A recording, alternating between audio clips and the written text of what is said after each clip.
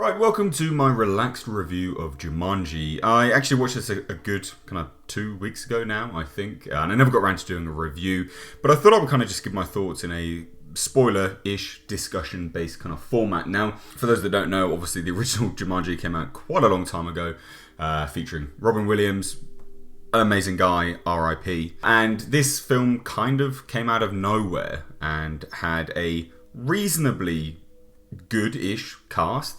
You've got The Rock in the lead role. You've got Karen Gillan, which is fantastic. You've got Kevin Hart, which is questionable in terms of his acting abilities. And then Jack Black, which is, to be fair, actually a pleasant surprise to see him back on the screen again. What they did with this film was give it a really good, what I think is actually quite good, a good inventive way to breathe new life into the franchise. The original movie featured a board game.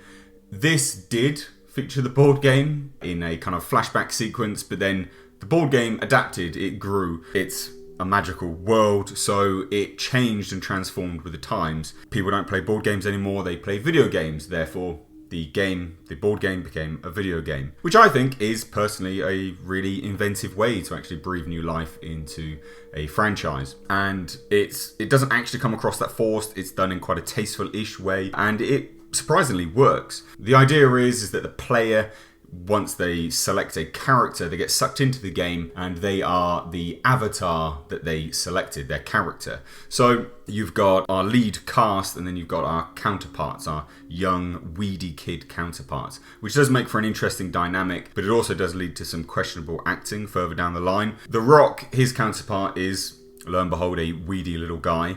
So that's an interesting mechanic there, and it does lead to some quite funny scenes, actually. Karen Gillan, her counterpart, is again like a nerdy-ish girl, and if you've seen any of the pictures of Karen Gillan in this movie, she's far from a weedy, nerdy, reclusive girl, especially with what she's wearing, and it works, and that is actually quite good, but like I said, it does lead to some questionable acting, especially Karen Gillan. Jack Black is very, very funny in this.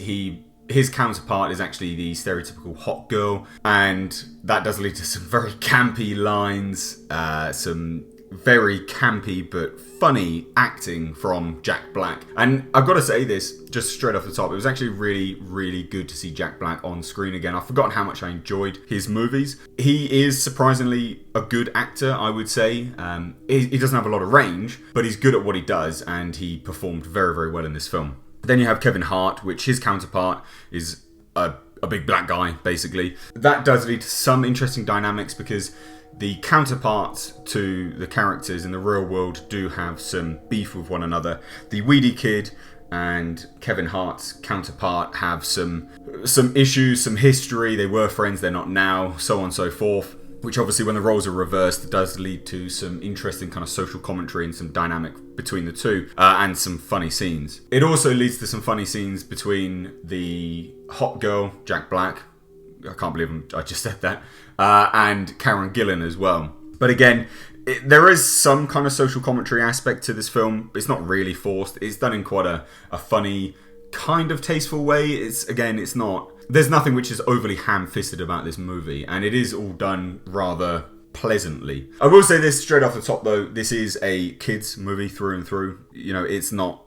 People can enjoy it who have seen the original, but it's not overly amazing. You know, you're not going to race out to go and watch it. But it does deserve the money it's raked in, because you're refreshing a property, but you're also doing it in quite a fun, respectful, and inventive way. So I'm actually happy to see that it has smashed some box office numbers more recently.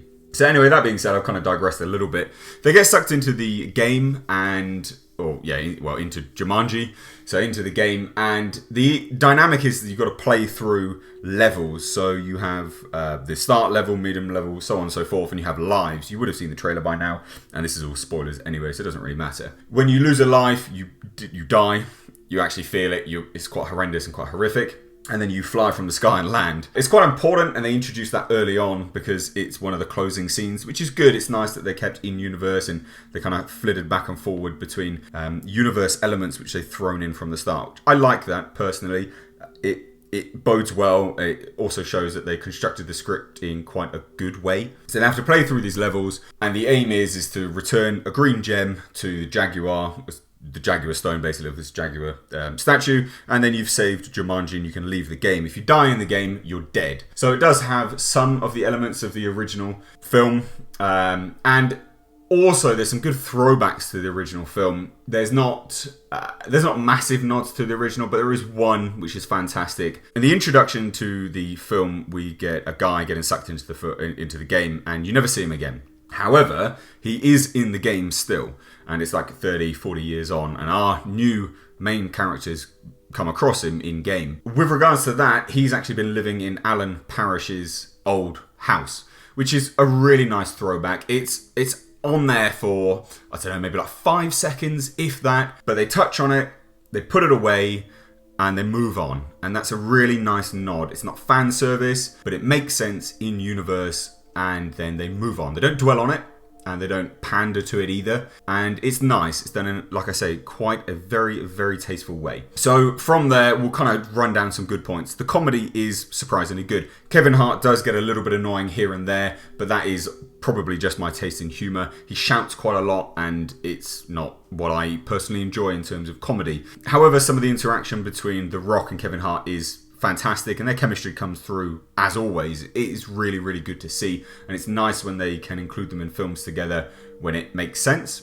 The Rock is, again, actually now quite a good actor, to be honest. Again, he doesn't have massive amounts of range, but if you compare him to when he first started acting to now, it's night and day difference, and he's really plugged away, and he deserves to be in the movies that he's in because he doesn't step out of his boundaries. He works within the confines of what he's able to do, and he does it well. So that was very, very good. He was good in it.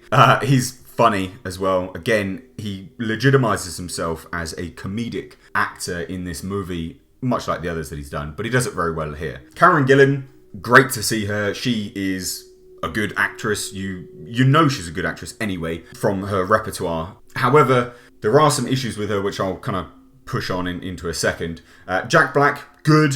Again, like I said from the outset, it's really, really good to see him back on film again, and I hope he returns to do some more films, to be perfectly honest, because he is good, he is funny, and again, he doesn't have a massive amount of range, but his acting is surprisingly good for what he does, and like I said, very good to see him again in what he did in this movie specifically. He did it very well, played the offset of his human character to the Avatar in quite a good, funny way. So that was a joy. But kind of to the bad, the acting. So there's pros and cons towards this. So from their human selves to their avatar selves, there are some issues there because obviously they're full-grown actors trying to downplay and immature themselves towards their teenage counterpart. And that led to some odd facial expressions and what I would consider to be questionable lines and bad acting from, well, the likes of Karen Gillan, for starters. And she's a good actress, but in this, there was some questionable parts here and there which I really went, ugh, it's painful to watch. But I think it is supposed to be because they are teenagers in adult bodies and there is that sort of adjustment phase there. So I think that's to be expected. But to me, I didn't really like it on screen. So I will say that from the outset. The story is nothing. Again, that's either a pro or a con, but I'm going to throw it in the cons. The story is absolutely nothing. They all get in detention. It's a really convoluted way, but they're all in detention at the same time. They have to take out paper clips or staples from a bunch of books.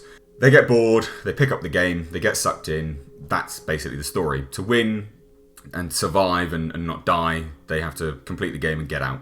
That is it. And it's hollow, but it works and it's fine. You're not expecting an Oscar-winning film with the likes of Jumanji. It's just not that kind of film. So I will say it's a pro and a con, but you know, I have to throw it in cons because I have to give this film some kind of, you know, crap here and there. But overall, it was fine. It was a good film. I had a good laugh. I laughed several times out loud, which is unusual for me in a lot of comedy films these days because a lot of comedies just suck. They're not very good at all. But it was good. I certainly do not begrudge paying for that movie at all. It was a good film. Definitely worth seeing. I enjoyed seeing Jack Black on screen again. The Rock solidified himself, pun intended, as a good actor. Karen Gillan, great to see. And Kevin Hart, with Rock's chemistry was great in that film. So if you haven't seen it, you really should go out and see it because it is good. It's worth seeing on the big screen as well because there are some good visuals. The stunt performance and coordination there is great. The effects are actually quite good as well, to be perfectly honest, for the budget that it had. And you should go and see it if you can on the big screen. If you have seen it, then I would really like to hear your thoughts. So please do chuck them down below in the comments section. And I would like to kind of know whether my thoughts coincide with yours, whether they are a little bit different, whether you have some more cons or pros. But that being said, guys, this has been Mr. H. And until next time, I will catch you in the comment section.